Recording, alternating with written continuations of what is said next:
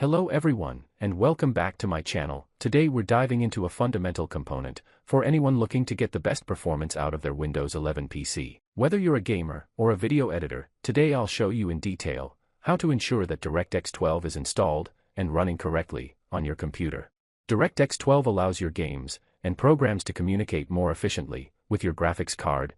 This reduces bottlenecks and results in higher frame rates and a smoother gaming experience. It's also designed to distribute the workload across all processor cores, making your system more stable during demanding tasks.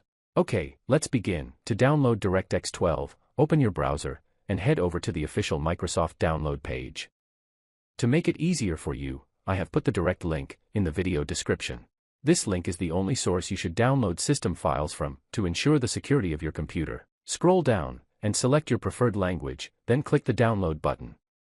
The file is very small, so it will only take a few moments.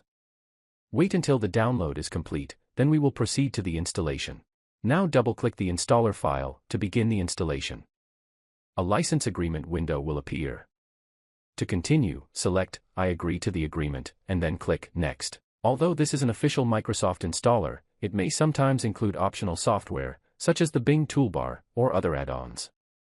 This is a personal choice, of course, but for a standard DirectX update, it's not necessary. The installer will immediately scan your system. It will then display a list of all the DirectX components that need updating, along with their total size. Click Next again, and the installation will begin automatically downloading and installing the files. Simply wait for the progress bar to complete.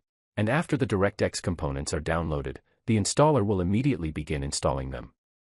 Wait until the installation is finished. And finally, click the Finish button. Now you need to verify that your system recognizes the update. Press the Windows key +R on your keyboard to open the Run dialog box. And in the text field, type DX diagram and press Enter. A window called the DirectX Diagnostic Tool will appear.